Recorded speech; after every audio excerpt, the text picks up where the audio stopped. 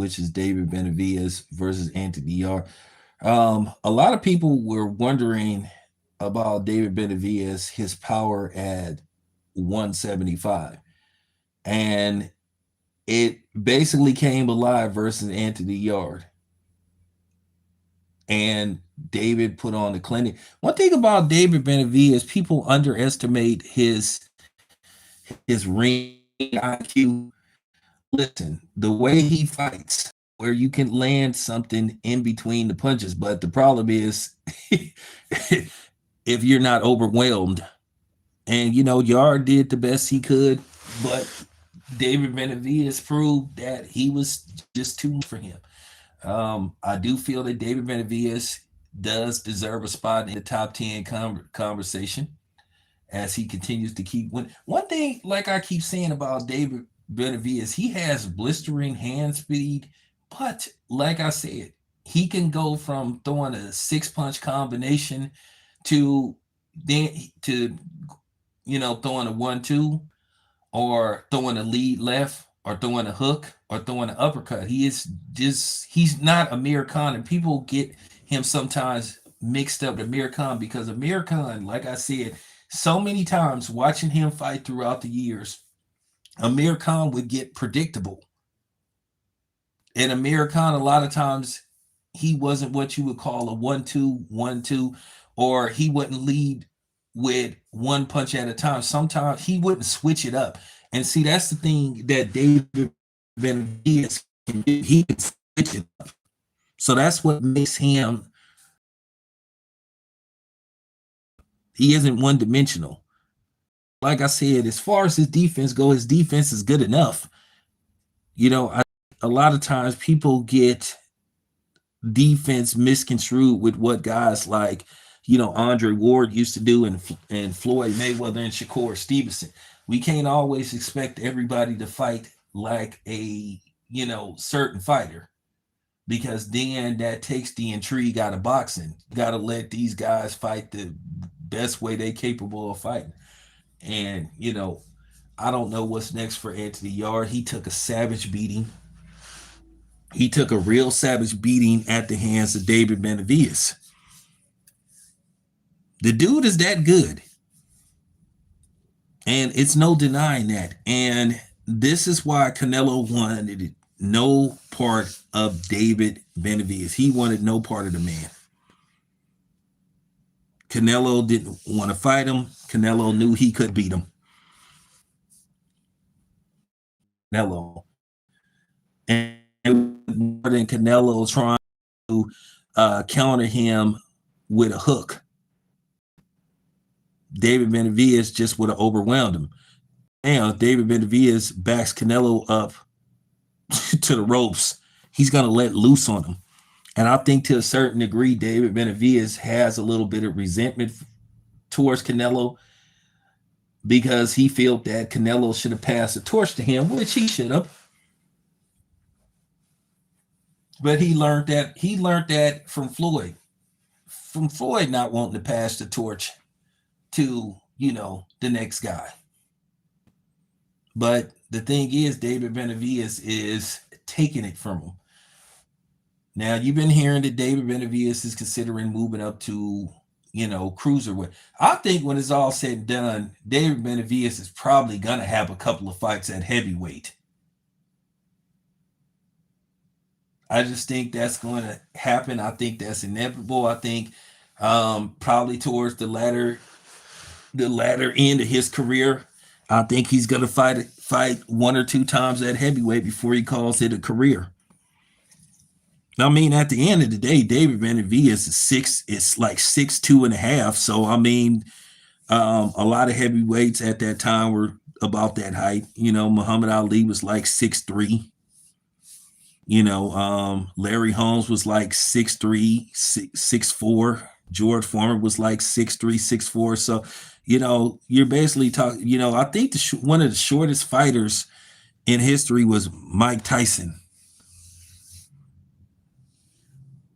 Mike Tyson stood at 5'10", 5'11". So, he was probably one of the shortest heavyweights in history. But I think there was actually somebody that was a little smaller than Mike Tyson. So, but he was a relatively smaller heavy. I think Joe Frazier was barely 6 feet. I know they had Joe Frazier, I think, listed as 6 feet 6'1", but I heard he wasn't that tall. I heard he might have been at best 5'11", 6 feet on the dot. So that's why I think when it's all said and done, I think that David Benavidez is probably going to have 1 or 2 fights at heavyweight. And, of course, it's going to have to be against the right type of dude. But, but I think it's going to happen. I know he's talking about the cruiserweight fighting Zerto Ramirez. That would be an interesting fight. But as you guys know, when you fight at cruiserweight is always seen to be a pit stop before you go to heavyweight. Because just be honest with you, it's just no money in cruiserweight. It's just no real money.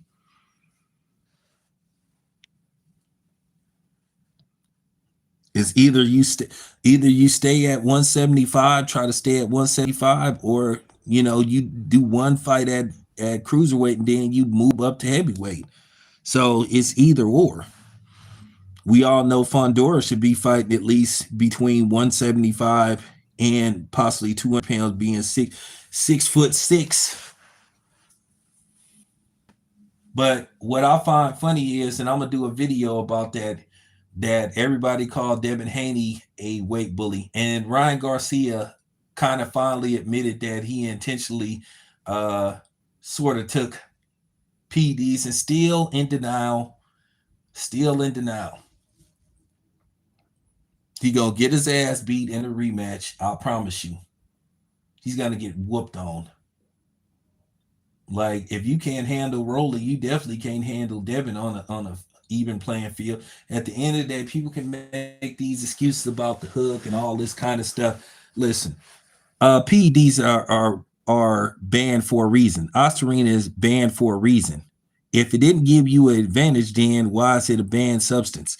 And I wish people would stop playing these games, because you still have these dummies still trying to deny that Ryan Garcia cheated. At the end of the day, it was a lot of Mexicans' worst nightmare, because Ryan Garcia couldn't beat a black fighter on an even playing field. And don't come on here talking about, don't make this about race. This is my channel, and I can say whatever the fuck I want to say, and I ain't got to ask nobody's permission. You don't like what I have to say, you can get the hell off my channel and don't bring your ass back. These things have to be said. Whether it come from me or whether it come from somebody else, somebody has to say this stuff. And we got to stop playing these games.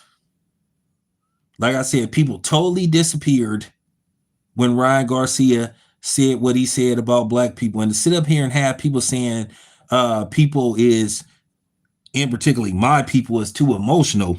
Are you kidding me? My people too emotional over somebody saying they want to dig up a black man who got murdered in front of the world. You want to dig up his grave and do away with him again. And then you had a lot of these boxers with their sorry asses just downplaying what he said, and then still taking pictures with this clown and bigging him up. Oh, Ron's not a racist. Yes, he is. Don't you remember the comment his father made about Bill? Talking about a nappy head and all that. Bill just said something about him having on the toupee, and he made it about race. But then we the only ones that's not allowed to defend ourselves, the black man, of course. And that's why I gives two fucks what these non-blacks think, what these coons think, and what these white people think. You disrespect my people, I'm gonna say something back, and I'm gonna be even more disrespectful. Here's the thing with me. I can get along with anybody as long as they show respect. But what you're not going to do is disrespect me and disrespect my people. And for me to sit up here and care about you thinking that I'm too emotional, and it's funny. When we return fire, then all of a sudden they want to play victim, because they have this mentality where we just supposed to take it. So yeah. But anyway, Ryan Garcia is a lame, and that's all it come down to. And Devin is gonna beat his ass in the rematch. And I'm gonna tell you right now, Devin need to talk to Turkey. that fight should take place in the States. It should take in the perfect place for that fight to take place at is the Chase Center.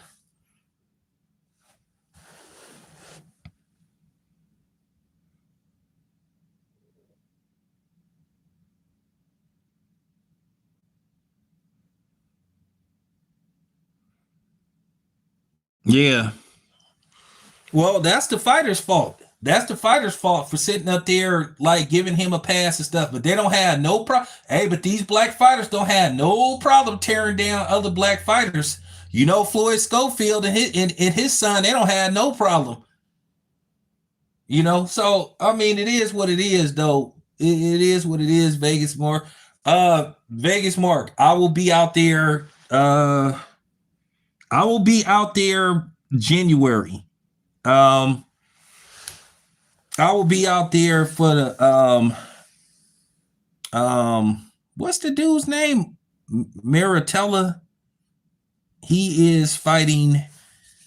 He's fighting on the weekend of the 24th. And I also, so I'm gonna try to do double duty. So I'm gonna try to cover the fight and then I'm gonna do the AVN, you know, because I had a ball doing that, you know. So I'm gonna try to do both events at the same time. I'm trying to find somebody to bring out there with me. So, you know, I'll be out there on the weekend of the 24th.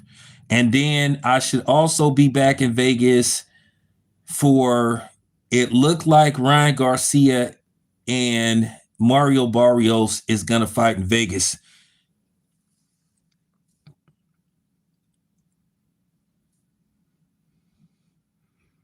Which fight is going to be at the Fountain Blue? Cruz.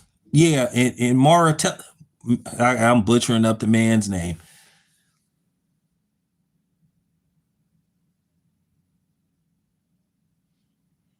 Oh, so that's gonna be at the fountain. So that's gonna be at the Fountain Blue. Yeah.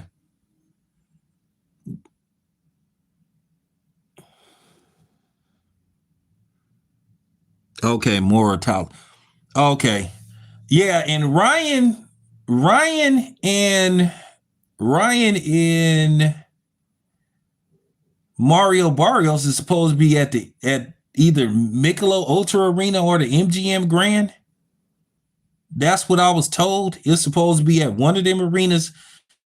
I heard that T-Mobile. I heard they not use T-Mobile for this. What's up, man?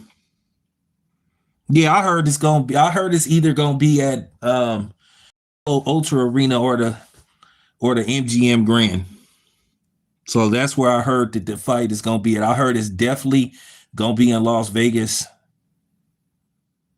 but the location was either gonna be the MGM Grand or it was gonna be the Michelob Ultra Arena.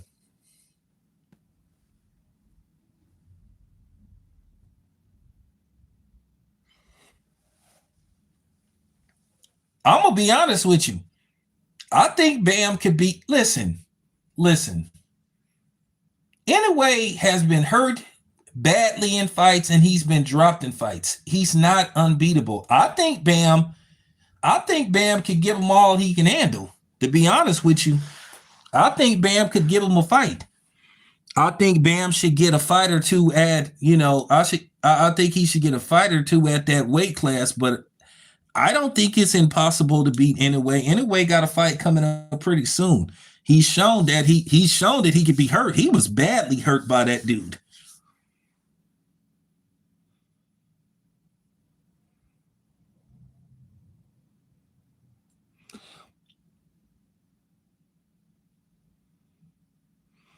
Yeah, Mario Barrios and Ryan Garcia.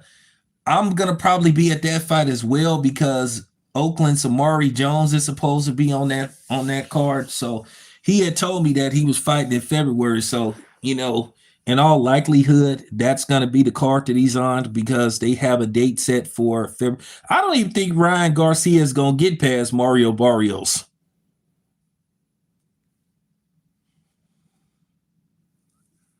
That's right.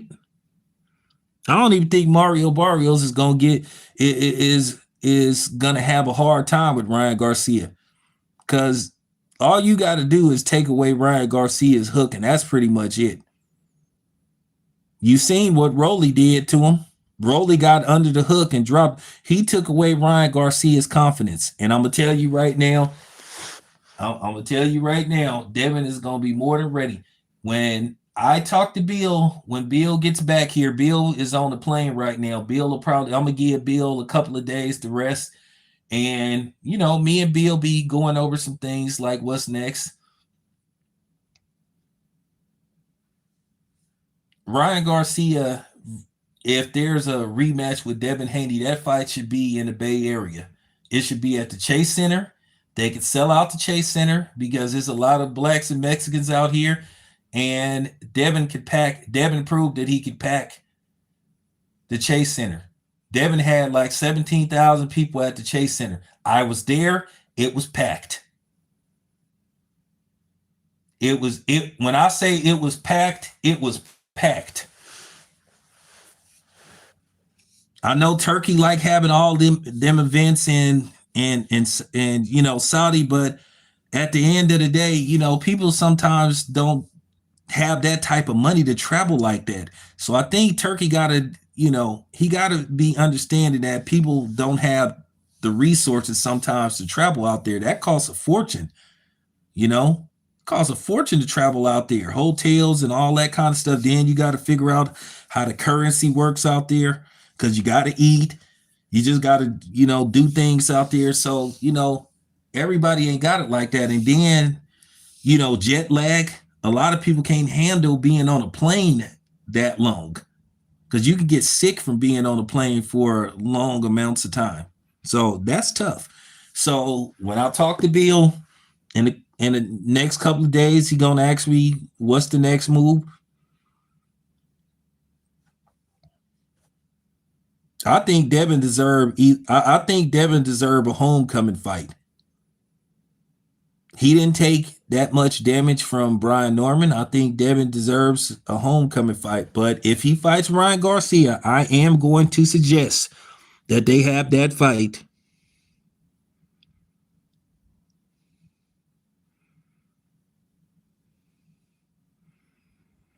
You know, I'm going to suggest that Ryan Garcia and Devin Haney too take place at the Chase Center. I think the Bay Area deserves a fight of that magnitude. I think we deserve a big fight. I mean, they could either do it in Oakland or they could do it in Oakland at the arena, or they could do it at the Chase Center. Hell, they could do it at the Golden One Center in Sacramento. The fight is gonna sell out. Remember, when Devin fought Regis, at first only the lower bowl was available. But Devin sold like 10,000 tickets in like 2 weeks. So they started to open up other sections of the arena. So and you don't think people gonna pack the Chase Center? Now I know it comes down to taxes and all that kind of stuff and site fee, but I do think that fight will do numbers because of the tension, the contempt these fighters have for each other, and then Ryan will be the bad guy going into that fight, except for the coons and the racist Hispanics that defended him. And I'm telling you right now, Oakland is gonna pack the house. Oakland gonna pack the house. We gonna make sure that the crowd is primarily Devin Haney. If I have to buy tickets my damn self.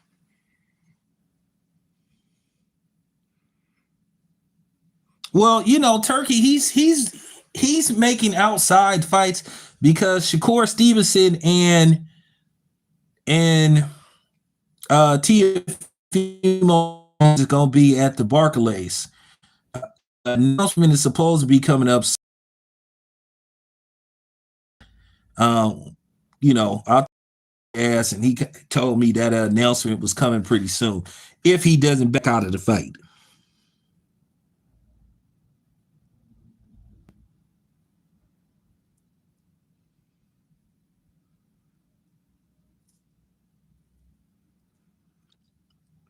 Well, here's the thing: the owners of the Golden State Warriors saw that they could make money off their fight.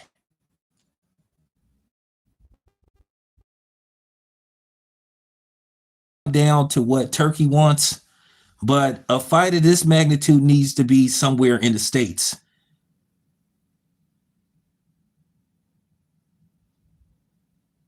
I think if I think if the city is willing to make adjustments as far as the site fee go, because they got a good deal, on the site fee for the Chase Center. So if they willing to play ball for real, we need to get fights in other cities sometimes too. I mean, I do think Vegas would want that fight because Devin Haney and Ryan Garcia was supposed to take place originally in Vegas, and then something happened. I don't know why they moved it abruptly to the Barclay, and still they did like 15, 16,000 tickets at Barclays. So Devin can sell tickets. He can sell tickets when he is the headliner. So all these dumbasses talking about Devin is an undercard fighter, it's just stupidity. It's just stupidity, and I'm tired of even entertaining talking to dumbasses. Just like I was talking to my man Justin McRae. How many times do we got to tell you remedial dumbasses that snack isn't PEDs unless it's the black fighters. Unless it's the black fighters.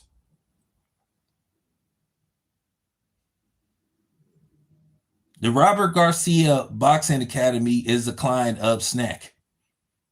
He was wearing a Snack shirt just 2 weeks ago in Dallas, Fort Worth. Nobody said shit. Nobody didn't say shit. But then you still got these morons. Sitting up claiming that Devin Haney and Bud is on PEDs, and it's just hard to even have a conversation with these morons. Let me explain something to you dumbasses. Record this. You can do, for real, you can do shorts off this. Let me ask you something for the people that keep saying this stuff about Victor Conte. Rest in peace. And I'm going to explain basic logic to y'all. We all know Victor Conte's history with Balco and all that stuff. And, he did federal time. He turned in state's evidence. Basically, he snitched. Listen. Rest in peace to Victor Conte, but hey, at the end of the day, he was a snitch. He was a snitch. He was a rat. Now, I'm going to say this again. For people that think Snack is going out of business, you are absolutely wrong. Now, whoever took over the business, they have the right to sell the company to somebody, but Snack isn't going out of business. Why would you think that? Everybody who starts a business, if it's a successful business, they successor. A successor is somebody that takes over the business. Now, if the people who he leave it to decide, hey, we don't want to run the business anymore, they had a right to sell it. But people thinking that Snack is going out of business, you're fucking stupid. I'm going to say this again so everybody can understand it. Victor Conte had been sick for a while because I tried to set up an interview with him and he was too sick to do an interview. Victor Conte, from what I was told, bad it got for him. Now, let me ask you this. Victor Conte was 70-something years old when he died? When he passed away? This is for you retards, for you stupid motherfuckers. Why would a dude that did federal time in jail, part of his probation and all that kind of stuff, he has to keep his nose clean. Why would he sit up there and recreate performance? If they found out he was doing that, they would throw his ass right back in jail. Think about that. This is but these people are that get on the internet and that troll people's channels. They don't use basic sense. Once again, this man was This man was 60 some years old or in his late 50s when he got released from jail. Why would he do something like that? Why would you why would you recreate something and get yourself back in trouble to go to jail again? And who wants to go to jail at 65, 70? Make it make sense.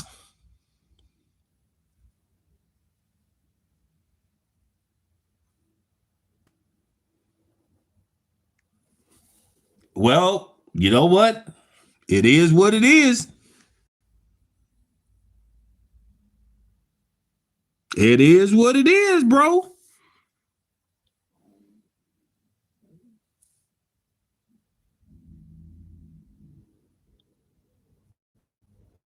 Exactly. He would only make PEDs for black fighters. And it just goes to show you how stupid and how racist these dudes are. And then, of course, you got the cosplaying Sambo Coons kikiing with these dumbasses. Like, feeding into this stuff. This is why you can't trust a lot of niggas.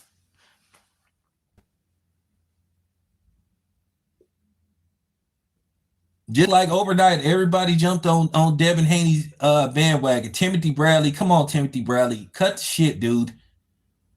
Timothy Bradley sitting up making videos trying to take credit for Devin Haney's victory. Man, come on, Tim. Like, stop it, man. That hate you had for Devin Haney and Bill was pouring through your veins.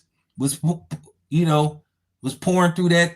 Like, for real. I'm trying not to disrespect Tim Bradley, but come on, man. You was hating hard, man. So don't sit up there and try to make it look like you responsible. No, Bill and his team, Bill, Mickey Bay, and Devin Haney is responsible for his victory. Not you, Timothy Bradley. Yeah, they dissed you, but don't sit up there and say, oh, I was using this as motivation. Man, you was sitting up there hating on the man, ridiculing man, taking up for Ryan Garcia's sorry cheating ass.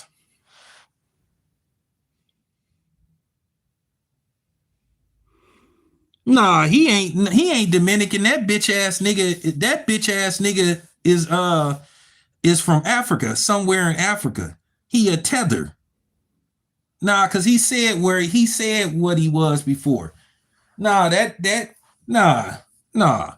That goofy ass tether coon is from somewhere in Africa. Nah, he ain't Dominican. He ain't Dominican at all. Because I used to listen to his channel, and then the thing is, you listen to dudes like him, they really dumb you down, and they make you. He's almost wrong like 95% of the time. His with his predictions.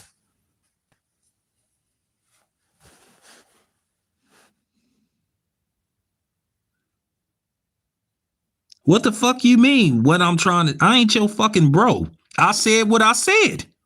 That's what I said.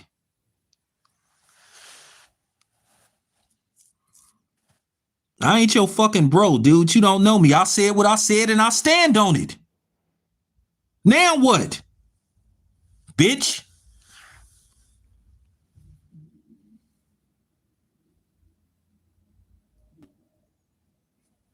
Fuck out of here.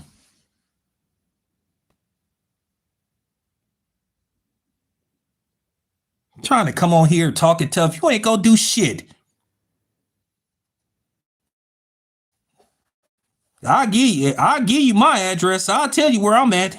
And you can bring your ass over here too. But I promise you, you ain't gonna leave the same way you came over here. I promise you that. You want my address, bitch?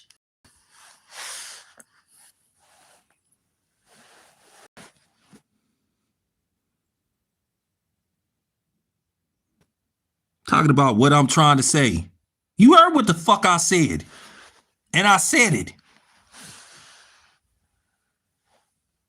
I ain't your bro. You don't know me.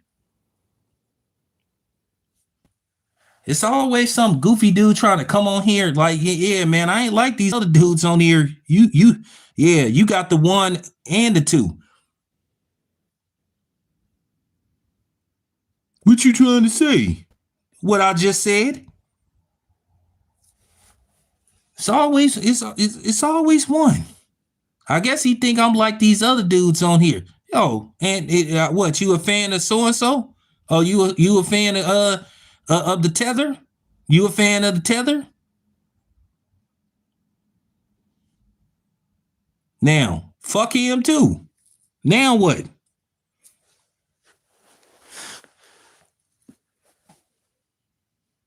Now, come on, say something, dude. Say something. Say something. Talking about what you trying to say, bro. I ain't your bro.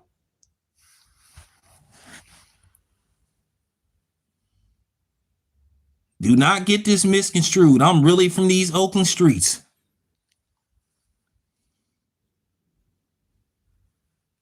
But anyway, back to our scheduled program. No, I'm just no, I'm just saying though. But for real, yeah. Ryan Garcia, Ryan Garcia and Deb hopefully take place in the States. I'm gonna have one of my 5-minute meetings with Bill. I don't know how long the WBO is gonna give Deb before he has to defend his title or basically say who the mandatory is. I don't know who the mandatory is because I don't be looking and checking like that. I'll check later on to see who's the number one contender and all that stuff. I'm gonna be honest with you. Haney and Ryan Garcia happens and wins again, and then Brian Norman gets back on track, and let's just say he wins his next 4 fights in a row. They could revisit this. You know, they could revisit this.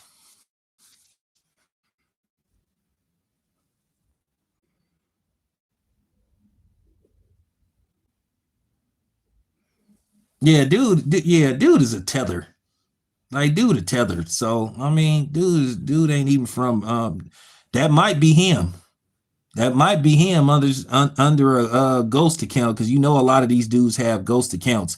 They you know they don't want to say their name and all this stuff on the video. Oh, I'm not gonna say his name because he's clout. Man, nigga, I don't need your clout. I don't even want your type of clout. I don't even want your type of audience because your audience is made of stupid people. But yeah, and I'm gonna say this again. I had to close the chapter, and I had to basically drop the mic on these goofy Victor Conti haters. Just like Tank was talking that stupid stuff about now we gonna get rid. No, Snack will continue. Snack is still in business.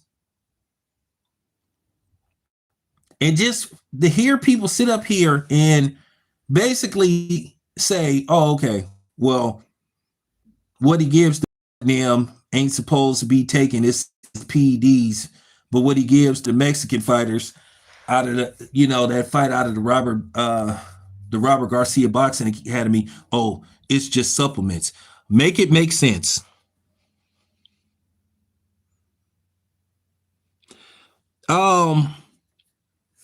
I think to a certain degree, this is what I'm gonna say about Brian Norman Sr.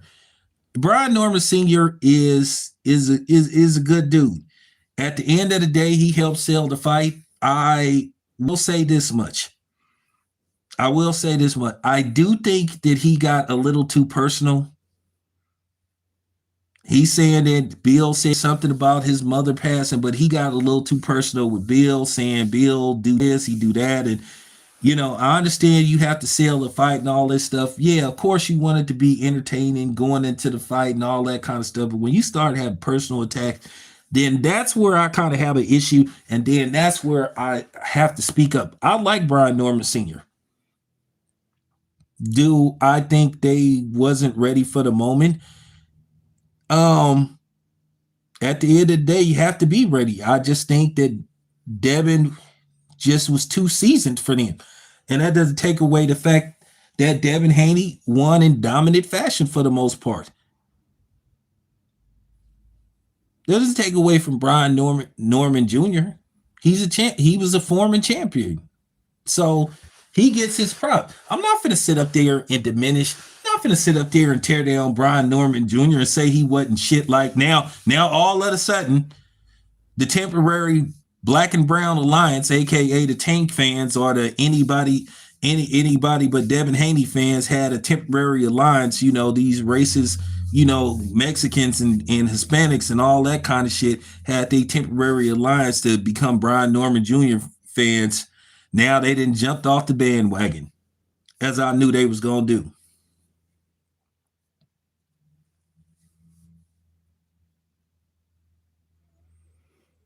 I knew this was gonna happen.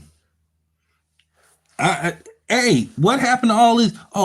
Oh, Devin, he going to sleep. Oh, it's gonna be night for Devin. It's gonna be this. This gonna happen to him. He gonna get put to sleep. It's gonna be a 6 round stop. He gonna get dropped. Brian Norman Jr. was the one that got dropped.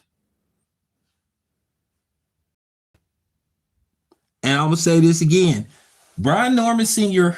will be on here eventually. I just talked to Bernie the boxer. Bernie the boxer, he'll be on here soon. You know, Bernie always give me good stuff. I'll just let Bernie talk the way he talks. I mean, I'm not gonna censor the dude. I'm not gonna sit up there and get an attitude if he say something I don't agree with when it pertains to Devin Haney. He don't like Devin Haney. I can't make the dude like Devin Haney. It is what it is.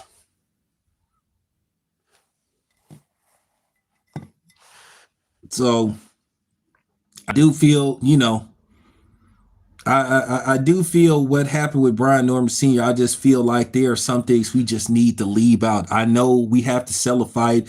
I know that we want people to take interest in the fight, but then once again, I will say there's some things you need to let be.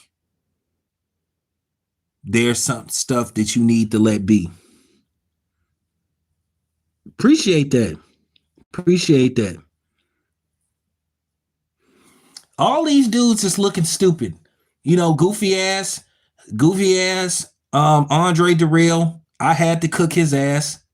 I had to cook his ass for saying that stupid shit about Devin Haney. Like, bro, like a lot of these dudes, and see, this is what bothers me about a lot of these black fighters. We need to be forming we need to be like on code. We need to be like, you know, looking out for each other. We don't have to like each other, but we can look out for each other. Cause I know all these Hispanic fighters don't like each other, but they don't do what we do. You don't see Filipino fighters tearing down other Filipino fighters. You barely could get Filipino fighters to fight against each other.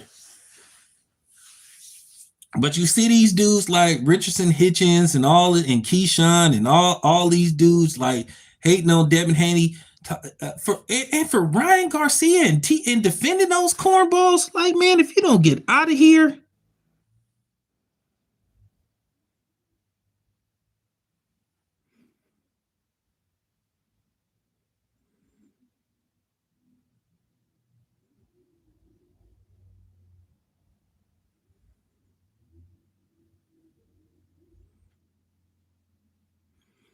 I'm gonna say this about Abdullah Mason. I'm gonna say this again, and I'm gonna be completely honest about Abdullah Mason before I check out. He got hit with a lot of punches that I didn't like to see him get hit with, and I could tell if he wasn't hurt, he was at least bothered. Abdullah Mason was dropped before in a fight. He recovers very well, but I seen the shots that he was taking, and they kind of worried me. And I think a lot of people are seeing that with Abdullah Mason. I'm just saying that when he fight one of those stronger fighters that's on the inside, when he fight one of those thumping, body punching Mexicans, possibly he could find himself in trouble. But he did have enough skill set in boxing IQ to fight his way out of it. He put on a great performance, but to me, I didn't like those shots he got hit with. And no, and that worries me.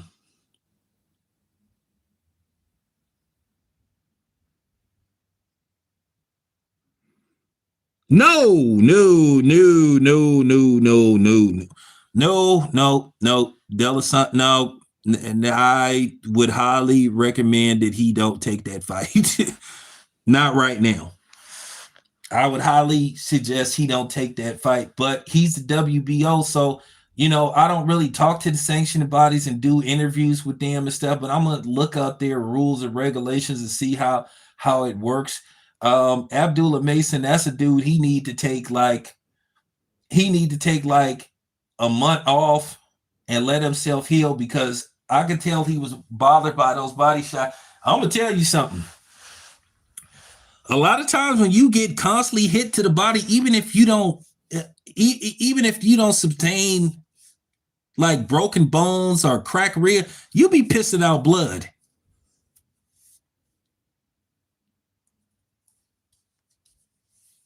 And I'm pretty sure that Abdullah Mason is gonna be sore if he isn't. For real. Now, don't get me wrong. It was a hell of a fight, but like I said before, I didn't like those shots that he took.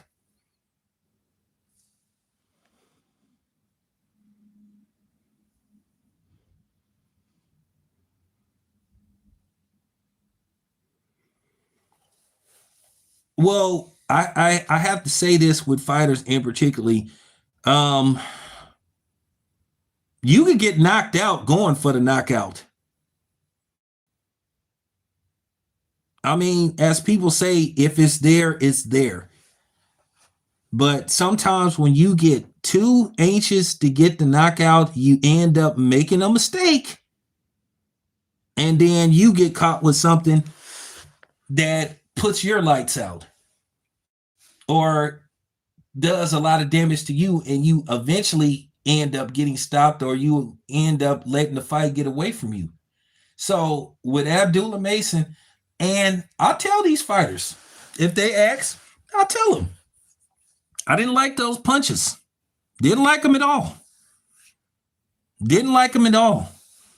And I said that. Listen, I know it's boxing and you going to get hit. It's a difference between getting hit, routinely getting hit, and then getting hit a lot. Abdullah Mason got hit a lot. Because you still can be defensively sound and put on a good show.